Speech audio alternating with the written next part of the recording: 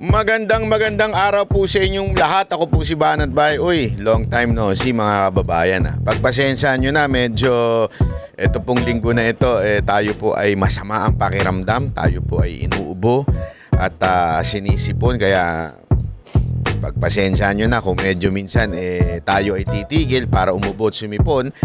Ngunit kasi napakahalaga po ng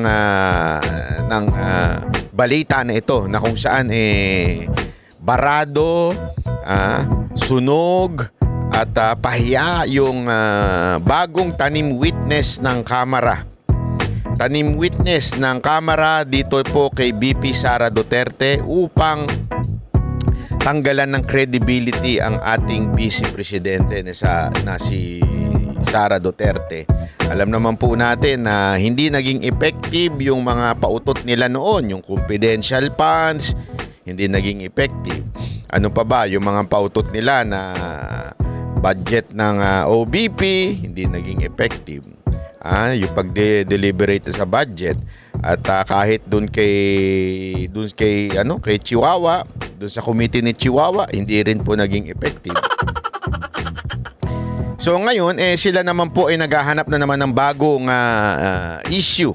At ito naman, meron na naman silang bagong tinanim na tanim witness, At ito, papatunayan ko sa inyo na sablay ho itong tanim witness na ito. Itong tanim witness na ito na ginawa ng Kamara ay talagang namang kahiya-hiya dahil tablado sa lahat ng anggulo. Ipakikita ko sa inyo at sa dulo, naku po, yari. Sa dulo, sasabihin natin kung paano inilagay sa kalalagyan etong si tanim witness. Pakinggi. Panoorin natin. Isang dating Undersecretary for Human Resources and Organizational Development ng Department of Education, Nako. ang Head of Procurement Entity ng Kagawaran, ang Minsan talaga kung ano nasa loob mo, lumalabas sa itsura, no? Hindi. Tinasabi ko lang naman. Hindi ko naman sinasabing pangit. Wala ko sinasabing Pero yung, yung aura, ika nga. Yung aura, yung loob, lumalabas sa aura mo, Tigo sa ikalawang pagdinig ng House Committee on Good Government and Public Accountability. Ito ang House panel na nag-iimbestiga sa paggastos ng pondo ng tanggapan ni Vice President Sara Duterte, gayon din ng Department of Education o DepEd, ng kalihim pa ng Kagawaran ang Vice Presidente. Inihayag ni Gloria Mercado, dating DepEd Undersecretary at Head of Procurement Entity, na sa loob ng 9 na buwan mula February hanggang September. Nako, madam. Para-paraan na lang ginagawa nitong dalawang to. Itong naka-green na ito, itong congresswoman na ito, halatang-halata na ito Halatang-halata na yung mga galawan nito 2023, nakatanggap ito ng envelope na may lamang 50,000 pesos. Naku, nakatanggap daw ng envelope. Naku, patay tayo dyan sa envelope na yan. Nakita ko na yan. Mamaya papakita natin. Pasisinungalingan natin yung lintik na envelope na yan. Buwan-buwan mula sa tanggapan ni VP Duterte. Inusisa ng mga kongresista kung para saan ito. Hindi naman inusisa. Walang ginawa. Kung ako yan, usisahin ko talaga yan hindi naman na inusisa, tinatarantado nyo naman kami. Sorry naman. At kung naniniwala ba itong payola o suhol ito sa kanya ng Tingnan nyo yung envelope tingnan ninyo yung envelope na maigi. Tingnan ninyo, yan daw yung suhol na 50. pangalawang Pangulo sa pagiging Head of Procurement Entity o HOPE sa DepEd. And what do you think is the reason kung bakit yung envelope nag-start lang during your appointment as HOPE? Bakit po walang envelope nung HR pa lang kayo? Tapos biglang nagka-envelope nung naging HOPE kayo? I think it's Yung HOPE, yun daw yung nag-handle ng procurement ng DepEd. So, nung naging siya po ay naging in charge doon sa procurement ng DepEd, binibigyan daw siya ng 50 ni BP Inday Sara Duterte kada buwan, yan, nasa envelope daw yan. it's like an allowance maybe for an extra work because sometimes I have to stay until midnight to look at the documents. If that is just an allowance, ma'am, then the rest of the officials of the DepEd should be receiving also their respect. Naku, kuwari bait-baitan pa siya. Hindi, ma'am, allowance lang po ito. Allowance lang. Mamaya-maya, tinan nyo, sumama na ugali nito Mamaya-maya, tinan ninyo. Envelopes, do you think so? Don't you think so, ma'am? If that is just an allowance, then the rest of the officers of DepEd should have their own envelopes as well. Mr. Chair, that's precisely the reason why I did not open any of it. Because I that understand. was very uncomfortable. Pakinggan ninyo ha, I did not open. Okay? I did not open. Pero alam niyang 50 laman.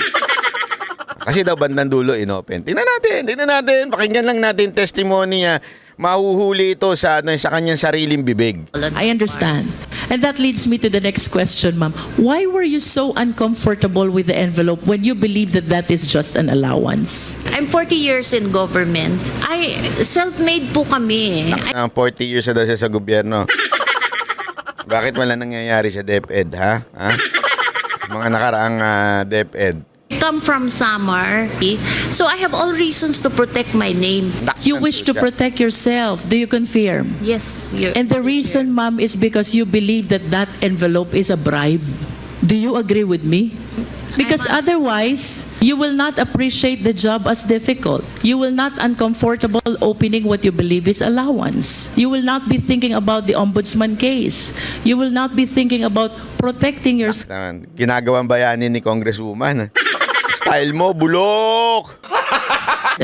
The reason why you are considering all these concerns is because you believe that the envelope is a bribe. Do you agree? Yes or no, ma'am? It's kind of harsh word to use, bribe, because if Or should I say... ma'am, Sabi siguro ni Congresswoman, "Shh, sumunod ka sa script, pambira ka.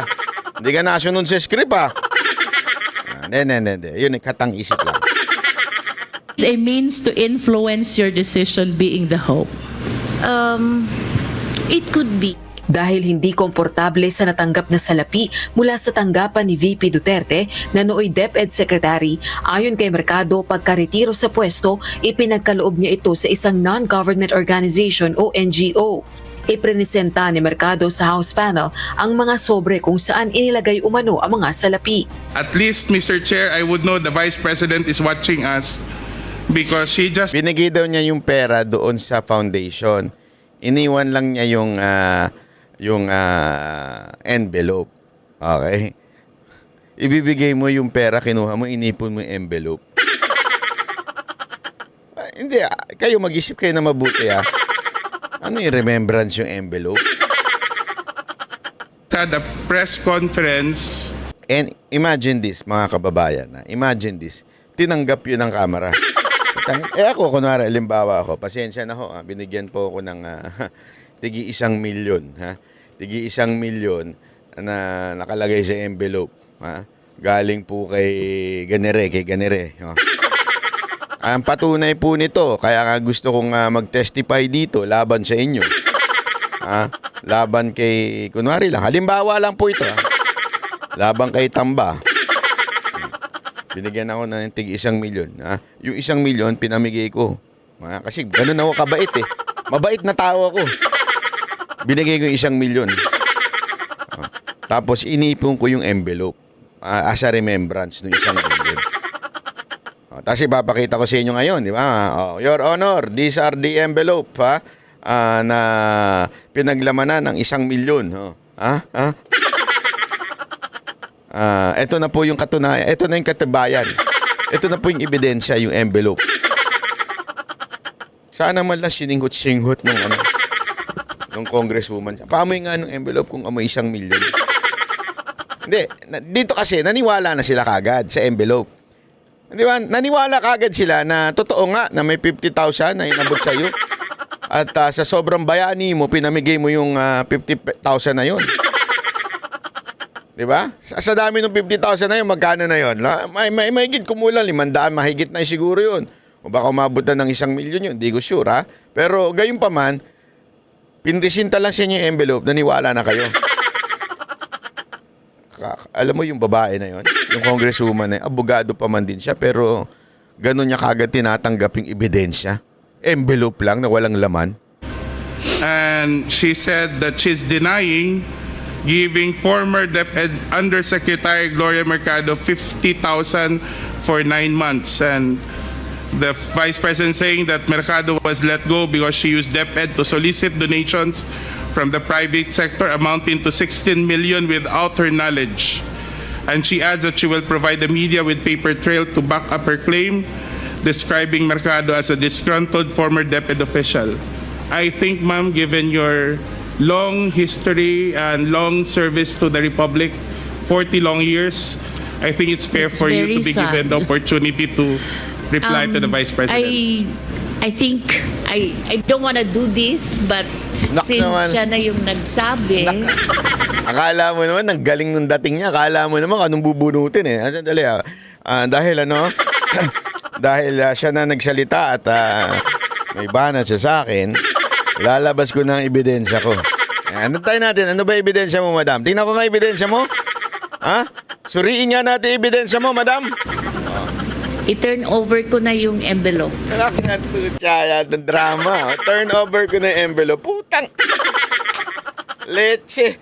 Ano kaanin ko yung envelope na yan? Wala naman laman. Yan ang ebidensya mo, yung envelope. O, ito na, I'll just turn over the envelope. Lintik na drama yan. Ay, na ginagago yung mga taong bayan eh. Sino naniniwala sa'yo, madam? Sa totoo lang, naniniwala lang sa'yo. Sigurado ako may tama.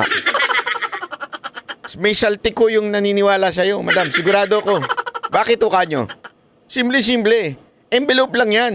Yan ang katibayan. Sabi ko nga sa inyo, ito. Halimbawa, ito. Di ba? Dali. Naglaglagan na envelope ko. Ito, 1 milyon. Galing kay Congressman Juan. Excuse me. 1 milyon. Galing kay Congressman 2. Di ba? Ano pa? Meron pa. Oh. Marami pa itong envelope ko ito. Ilalabas ko na rin yung katibayan ko. Ha? Ito, galing kay Senator Juan. Oh, ha? Si Senator 2. Ito rin. Oh. Ito. Kay galing naman kay Senator 2. Oh, ha? Ito naman. Ha? Galing naman to kay BP Sara. Ayan. Ha? Ang dami. Grabe. Sabi ko nga eh. Galing kay former president. Ha? Grabe. Ito. Galing kay Pastor Kibuloy. Sa dami. Ayan mga ebidensya ko. Galing kay kanino ba? Sino nyo gusto galing? Galing kay Torre. Si Torre naman, si Torre. Kunwari lang to, halimbawa lang ito hindi tayo baka mamaya sabihin nila ito galing kay Abalos. Halimbawa lang. Sabihin ko sa inyo, sige na, ilalabas ko na lahat ng ebidensya ko. Ito, envelope. Ang daming envelope na nagbigay sa akin. Grabe, di ba? Maniniwala kayo?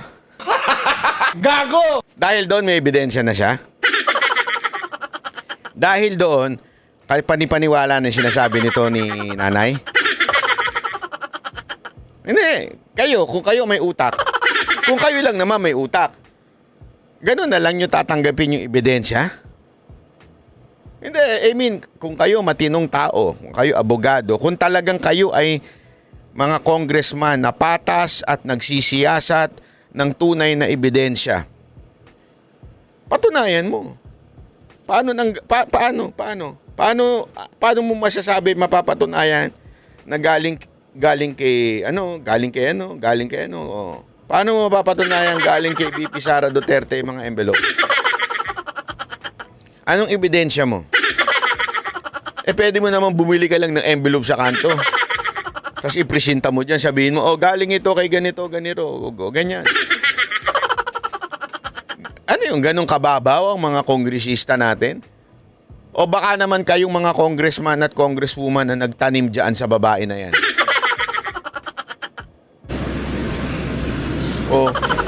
May drama pa eh. Kunwari, ganun pa yung pagbumukha niya eh.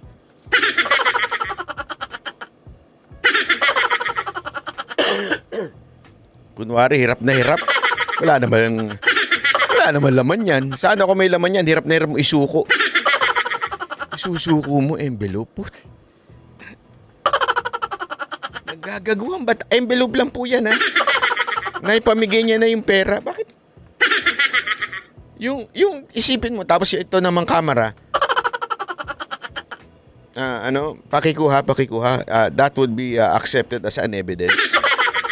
envelopes where the money was. Comsec. So it's Paki- 9 envelopes. Kuha po yung O, 9 envelopes. O. So envelope.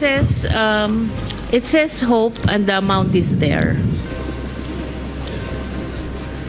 Kasi ang sakit naman nun, ordinaryo lang akong trabaho. Ayan na. Paawa effect na. Paawa effect na si Madam. Ang sakit naman nun. Ordinary lang ako. Vice President siya. Huhusgahan niya ako. Hoy, te! Hindi lang ako makapagsigaw ngayon dahil masama ang pakiramdam ko, ha? Ang sama naman nun. Huhusgahan ako ng Vice President. Te, ikaw ang unang humusga. Sumagot lang yung Vice President sa'yo. Tigil mo nga yan, drama mo. Drama nito. Tapos, inano ka ng Vice President. Naano ka ng Vice President?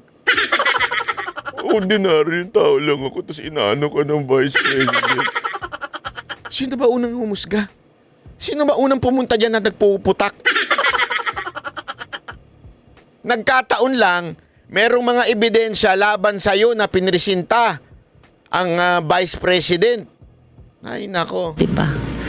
It's very painful. Samantala, inihayag din ni Mercado sa pagdinig na pinagbibitiw umano siya sa pwesto noong October 2023. Ito ay matapos niya umanong questionin ang procurement process kaugnay ng DepEd Computerization Program. Gayunman, tumanggi itong magbitiw sa pwesto at nag-voluntary retirement siya. Ang aligasyon naman kaugnay ng procurement process sa DepEd Computerization Program, pinabulaanan ng dating Assistant Secretary for Procurement ng DepEd at naging tagapagsalita ni VP Duterte na si Attorney Reynold Munsayak. I was approached, by Attorney Munsayak, and he suggested in the presence of other officials who was with me that the bidders should just discuss among themselves. Mag-usap-usap na lang para hindi masayang yung pera ng 2023. I firmly asserted that the procurement must be implemented and conducted in strict adherence with the rules. The timing of my meeting with Ms. Zulaika struck me as more than coincidental. It gave me the impression that my candid responses was the real reason behind the push to relieve me of my office. Una ho, wala akong dahilan o interes o inklinasyon na magbigay ng isang illegal na order sa isang publikong lugar na may mga tao na hindi ko man lang kilala. Ang naaalala ko po dyan, si Resty po ang kausap ko. Sabi ko, ano ang plano nyo dyan? Kasi kung itutuloy nyo yung post-qualification at maglalaps yan, hindi na aabot yan sa December 2023. So, mag-decide na kayo kung ire-rebid nyo yan. Kasi kung ire-rebid nyo yan, hindi masasayang yung pondo, mayu-utilize pa yan bago mag-end yung 2023. Muling binigyang diin ng chairperson ng House Committee on Good Government and Public Accountability na hindi politika ang layo ng pagdinig kaugnay ng paggastos ng pondo ng Naku, OVP style nyo. at ng DepEd sa ilalim ni VP Duterte na may mga puna o findings mismo ang Commission on Audit o COA, kundi imbestigahan ang potensyal na maling paggamit ng kaban ng bayan na anyay pasok sa pandarambong o plunder. I must stress at this point that the sheer vastness of these potentially misused funds sets this matter apart from other instances of irregularity and disallowance. These amounts easily surpass the threshold for the crime of plunder under our laws. Kaya nga po napaka-importante na may presence po dito sa inquiry from their side, from the Office of the Vice President. Para po, pag hindi ka kasi sumagot, minsan nagiging totoo na yung mga akusasyon sa'yo eh. Ganun talaga yun. So kailangan mong Lumabas sa sariling bibig nito ni pagka hindi ka sumagot, ibig sabihin nun parang totoo na yung mga akusasyon sa'yo. So kahit hindi totoo, diba? Ito, isipin nyo So ang intention, kung hindi ka sumagot, parang totoo na. So damihan nyo lang ng damihan ng akusasyon hanggang magsawa si BP Sara Duterte na sumagot. Di ba? Para, ano mangyari? Magmukhang totoo. Pero ang tanong, totoo ba? Ito, sagot. Ikaw na sumagot. Vice President. Para po, pag hindi ka kasi sumagot, minsan nagiging totoo na yung mga akusasyon sa'yo. Kapag hindi ka sumagot, nagiging totoo na. Pag hindi ka sumagot, nagiging totoo na. So, ibig sabihin nun, hindi totoo. Nagiging totoo lang kasi hindi sumasagot. So, kaya nga, ang gagawin ninyo, lahat ng paratang, ibabato ninyo. Para magsawa ng sumagot, tapos sasabihin ninyo, kaya hindi sumasagot kasi totoo. Diba? Gago! Nahuhuli ka sa sarili mong script, sir. Nahuhuli kayo sa sarili ninyong mga bibig. Ganun talaga yun. So kailangan kaya ka nga po may forum dito para mabigyan po lahat ng tsansa ng equal opportunity na magsalita at ipaliwanag po yung mga problema sa concerns na hinaharap ng agent. Bukod sa 2022-2023 confidential funds ng OVP, may motu proprio inquiry din ang House panel sa umano'y pagpalya ng DepEd sa ilalim ni VP Duterte na Grabe, no? Yan lang ginagawa nila. Punahin ng OVP, punahin ng DepEd. Lahat sa mga yan, sabi nga ni BP, wala nang nagagawang trabaho dahil sa kapupunta dyan sa Congress. Pero yun lang ang target nitong kamera na ito. Mantakin mo wala namang nangyayaring. Kaya nga, yung proprio na yan? Lintik na proprio na yan? Sino ba yung animal na yan? Ang ibig kasi sabihin yan, kusa. Parang kusa nilang, kahit wala naman talagang issue, kusa nilang iniimbestigahan. Puro DepEd at saka OVP lang. Obvious naman kayo. pag-deliver ng good condition computer units sa kinauukulang users nito. Rosa Licoz, UNTV News and Rescue. Diyos ang aming sandigan, serbisyo publiko ang aming pinahahalagahan. Di ba? Ganyan kagago yung mga yan Halatang halata di ba? Ito, sinagot naman ni BP Sara Duterte yan. Ito lang, Wait lang. Sandali lang, Madam BP, Itong si Madam BP, sinagot niya si Gloria Mercado. Naku po, ito. Ipakita rin natin, in fairness, para sa patas na pagbabalita dito lang sa Banateros. Na ipakita natin ang ito. Wait lang. Okay? Play. Going House Probe, actually a minutes ago, former DepEd Undersecretary Gloria Mercado says you gave her envelopes containing 50,000 each from February to September 2023 when she was with Hope or the Health Orchestrate Positive Learning, a DepEd project. She believes it could be to influence her decision as Hope. Your response po? Dapat siguro kung mag-akusa siya ng ganyan, dapat may papel siya. Tulad ng ako, pag inaakusahan ako, pag sumasagot ako, binibigay ko yung papel. Yan, ebidensya. Sabi ko naman sa inyo, yan ang pinaka-importante, di ba? Kaya nga tayo mga vlogger, dapat bago tayo kumagat sa issue, meron tayong ebidensya, hindi lang yung kwento-kwento. Kasi nagmumukha ng sinungaling pagkakwento-kwento lang di ba? At saka ibig sabihin, talagang chismoso lang ang datingan. So dapat talaga laging may ebidensya. Huwag tayong tumulad kay Gloria. Si Aling Gloria. Nautusan lang bumili ng suka sa kanto. Biglang meron na siyang daladalang envelope. Yung envelope niya, yun ang ebidensya niya. Kita mo, mantakin mo, may dala ka lang envelope. Daling ko kaya to sa camera. Sabihin ko kaya ito ay binigay ni Tamba. Kunwari lang di ba para tayong tanga nun? Ano ebidensya mo? Envelope. Anong laman ng envelope? Wala. Bakit? Sobrang bait ko, pinamigay ko na Pinamigay ko na siya taong bayan. Meron nga kaming ginawang community service diyan sa District 3 ng Maynila. Sa barangay pinamigay ko na lahat yun. Itong envelope na binigay sa akin. Pwede ko bang sabihin ganun? Kaya mukha akong tanga pag gagawin ko yun. Gloria Mercado is a disgruntled former employee of the Department of Education. Maniniwala kayo sa isang disgruntled na tao? Bakit kanyo? Bakit ba? Bakit ba kasi yan?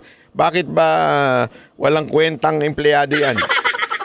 She was let go because of loss of trust and confidence sa Office of the Secretary. Okay. Una niyang ginawa, Well, hindi ko alam kung anong nauna. Pero naka-strike 2 siya sa akin. Ang una niyang ginawa, nag-solicit siya ng 16 million pesos sa isang kumpanya on paper using my name without any authorization from the Department of Education. Ibigay ni JC sa inyo mamaya yung papel. Kalagay dun. Nag-solicit. Pangalawa, noong nag-school visit ako sa Cebu, May lumabas na niyan, ha? May ebidensya ng pinresinta ang Office of the Vice President. Ha? Yan ho ay may papel na. May papel na po yan na sinasabi na talagang nagsulisit at pirmado mismo ni Gloria. O, di umano. Yun ang sabi ni Office of the Vice President. merong lumapit sa akin na teacher. Sabi niya sa akin, Inday Sara, masakit sa loob namin na mga teachers kami na nasa field. Tapos merong humahawak ng teacher items na wala dito sa aming probinsya o wala dito sa aming region. So, pinakwento ko siya. Iyon naman yung purpose ng aking mga school visits, di ba, sa iba't ibang lugar naman sabi ko, one-on-one tayo, kwento mo lahat sa akin. And then it turned out, ang HR mismo ng Department of Education, our undersecretary, took a teacher item from Region 7, nilagay niya sa central office for a non-teaching task. Nako. Ginawa niyang executive assistant. Grabe. Ang apelido nun, Villar. Meron niyang paper trail. So, nung bumalik ako sa central office, tinanong ko, totoo ba na meron tayong teacher item galing sa Region 7 na nandito sa atin? Totoo daw, nasa HR. HR pa mismo ang gumawa ng parang injustice sa teachers namin sa field. So, on that second point, hindi ko na pinalampas. Yan. Sinabihan na siya na there is a loss of trust and confidence. And you should go. And then she said na, pwede bang mag-retirement na lang ako instead na paalisin ninyo ako. Kasi ang tagal ko na, matanda na ako. And then sinabihan siya, okay, sige. You go. Grabe, no? Bait pa man din ni VP Sara Duterte, no? Kesa na pinagre-resign niya na kasi nakadalawang nakadalawang kagaguhan na, ika nga. Na pareho ay merong ebidensya. Meron ng papel na lumabas ho dyan na talaga nga namang una yung nagsusulisit, kaya nga may tawag ho sa kanya. Siya po ang Solicitor General. Bakit? Nagsusulisit eh. Hindi, meron ako nakita nakakatuwa sabi yung picture na to Solicitor General. Ito, papakita ko lang sa inyo, ha? May nakita kasi ako Sabi ko, grabe naman kayo bakit kanyo ganito ang picture na lumabas? Kasi Solicitor General daw siya. Ayan. Bakit? Nagsusulisit siya lagi. Yan ang sabi, Sabi ni VP Sara Duterte, yan. Yan. Solicitor General. Pangalawa, naglipat daw ng empleyado sa maling paraan. Kasi siyempre may tamang paraan yung paano maglipat at nabuking ho. So sa madaling salita ho, ginamit yung palakasan, siyempre ayaw ni VP Sara Duterte nun. Tapos anong nangyari, pinagre-resign na lang niya. Mag-resign ka na kasi we lost trust and confidence sa'yo. Sabi nung Solicitor General, sabi niya, Ma'am, matanda na ako, huwag yun naman akong pag-resignin kasi siyempre apektado yung kanyang pension. Patapusin nyo na lang po ako. Patapusin nyo lang po ako para pensionado ako. Ang bait pa ni VP Sara Duterte, pinayagan niya pa. So she's a disgruntled former DepEd employee. At yan yung dalawa na rason kung bakit siya pinaalis. May papel yung 16 million na solicitation niya. May papel yung teaching position sa region. Grabe, sinusolicit mo 16 million. Grabe, sponsorship. Dinaig mo pa yung mga yung mga sugal sa social media. Pag gusto nila mag-sponsor ng mga influencer, ah. 7 na kinuha niya. And my experience sa kanya, ayoko, factual lang ako ayoko atakihin yung pagkatao niya. Pero when she was HR of the Department of Education, meron kasi akong time dyan for our USEX and ASEX na hindi execom. So, pinapapunta ko yan sila kung sino man yung merong concern, sino yung may problema, pumunta kayo sa akin, mag one-on-one tayo. So, one of those times na one-on-one kami, siniraan niya yung isang USEC, isang ASEC ng Grabe, no? Department of Education. Chismosang baka... Chismosa pa pala to, naninira. Siniraan niya pa kay BP Sara Duterte yung isa, ha?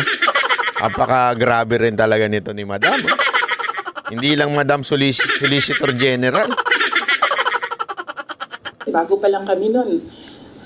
In fact, pag alis ko, 2 years lang kami. Very, very new. Na nagulat ako. Kasi HR ka eh. Pag HR ka, hindi dapat ikaw yung mag-cause ng away-away sa loob ng institusyon. Dapat ikaw yung... Itsura pa lang kasi ni Solicitor.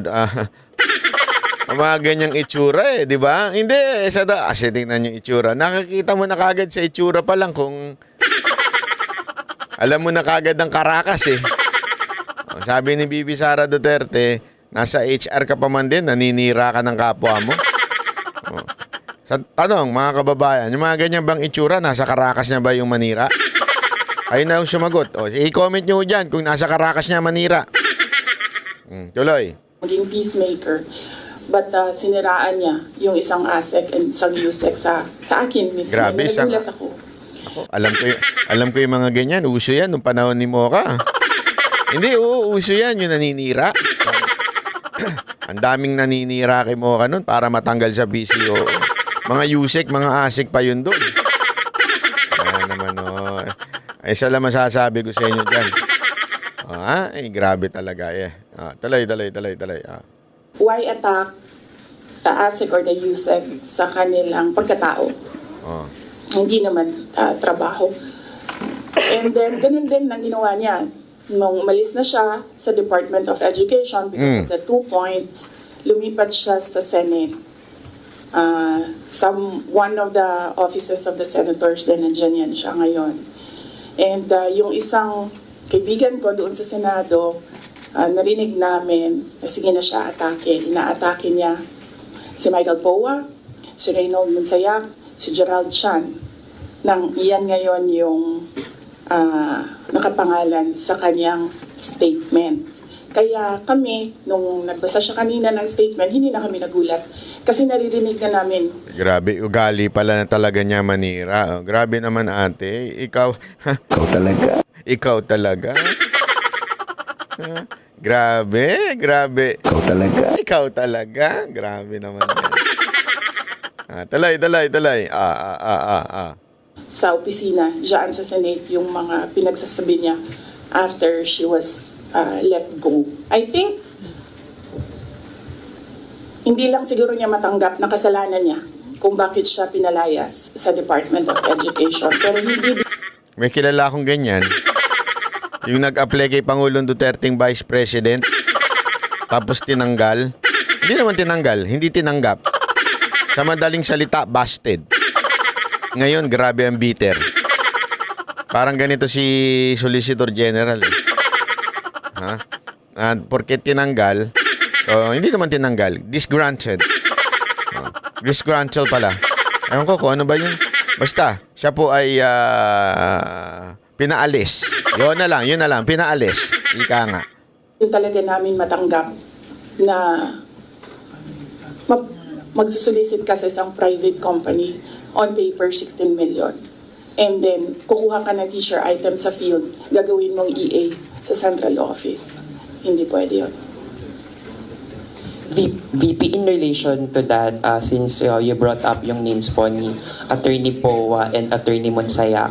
So, during the probe earlier, she said that yung reason daw kung bakit daw siya nilet go ng DepEd nyo po was that she disagreed daw with Attorney Monsayak's suggestion that bidders in the DepEd computerization program just discuss it among themselves to avoid failed bidding. Ngayon ko lang narinig yan. Sa kanya ko lang narinig yan.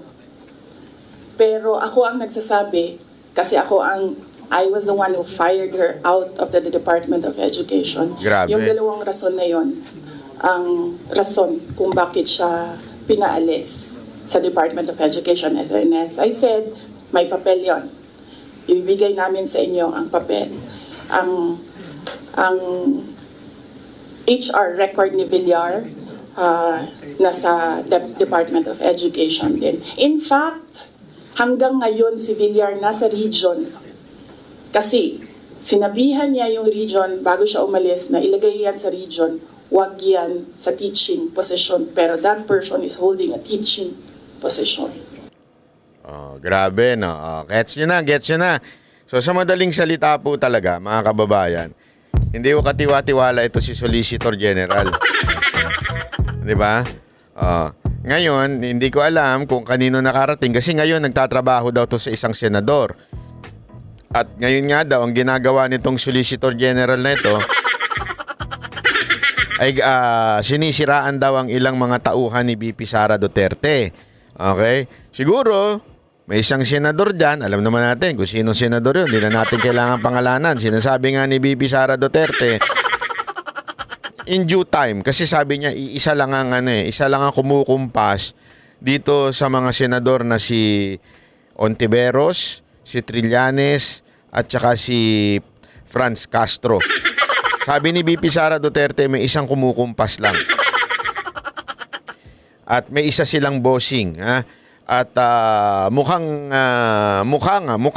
na itong si Solicitor General ay nautusan na alam mo yun, maging witness laban dito kay BP Sara Duterte para sa kanyang para naman alam mo na yun, para masira kasi siyempre kung ikaw ga naman tinanggal ka sa alam mo yun, tinanggal ka, sabihin na natin tinanggal kasi pinaalis siya to resign, okay, to mag-resign, pero ang talagang doon, tinatanggal ka kasi nga may mga bad record ka na. Aside from sa bad record mo, nag-solicit ka, di umano, may inilipat ka na mali ang proseso, tapos naninira ka pa, toxic ka, ibig sabihin. Diba? Gago! Meron ba kayo alam sa kumpanya nyo na ganyan, toxic? Diba? Pag toxic ka sa trabaho, dapat ka na talagang tanggalin. Yung mayat maya, bubulong sa'yo at ikikwento yung katrabaho niya. Di ba? Kayo.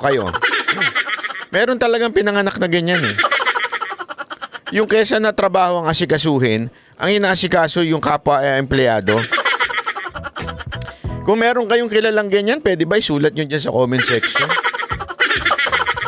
Ngayon lang kayo makakaganti. Doon sa katrabaho nyo. Si ganito. Parang si Solicitor General. Meron akong katrabaho. Ganito siya. Pareho niyan, toxic. Porket ako ang paborito. Kasi ako yung sumusunod.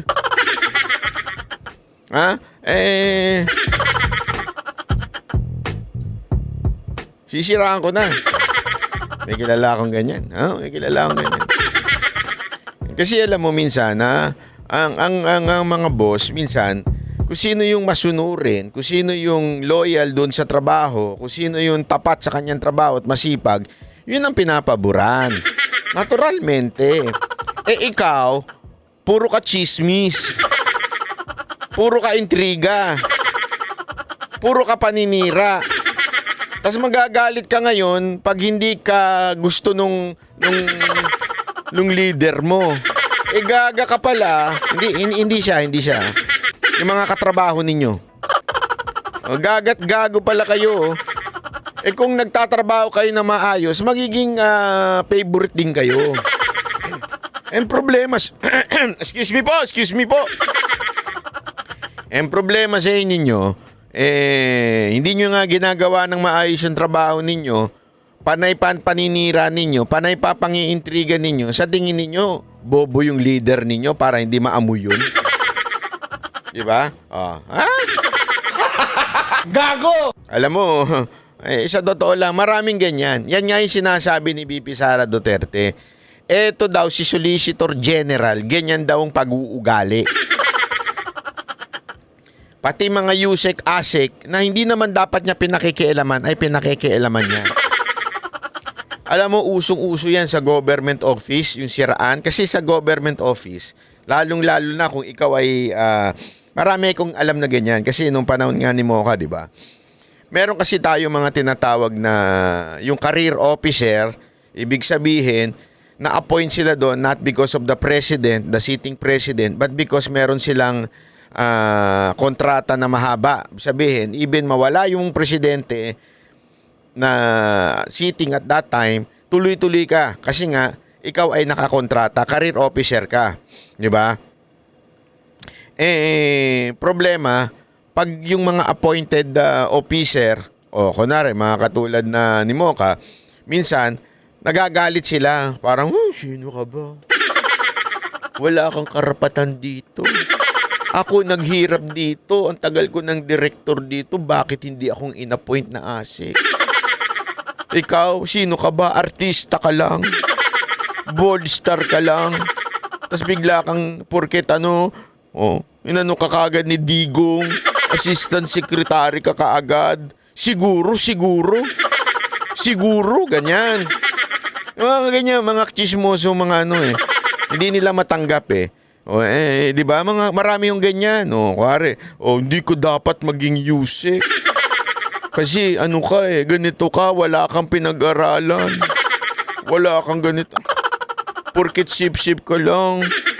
Yan, ganyan sabi nga nito, di ba, 40 years na daw siya sa gobyerno.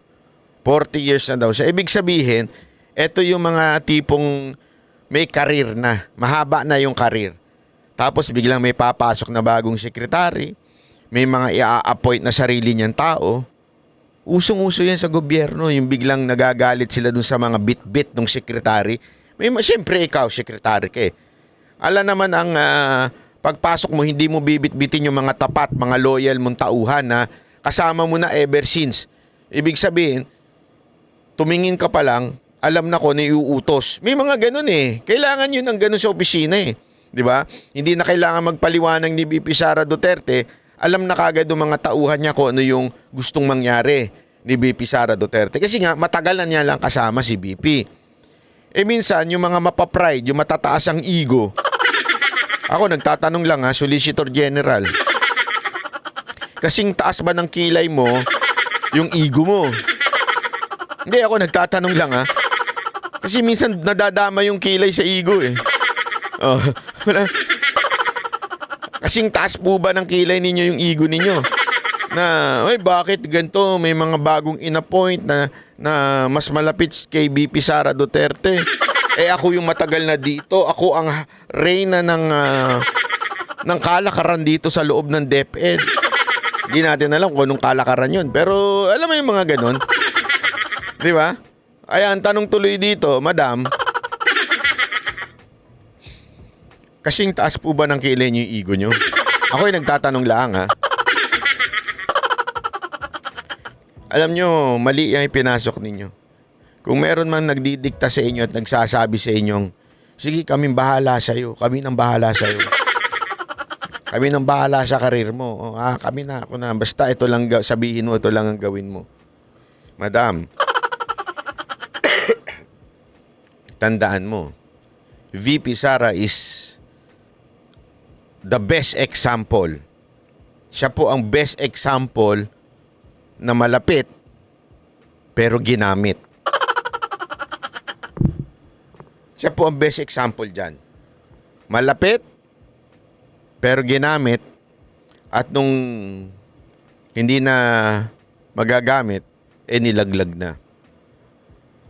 Kaya sa inyong mga witness, kuno, na ginagamit kayo ngayon at akala ninyo forever kayong pagpapalain, mag-ingat-ingat kayo dahil hindi forever yung mga amo ninyo sa posisyon. Darating ang panahon, sila ho ay mawawala sa posisyon.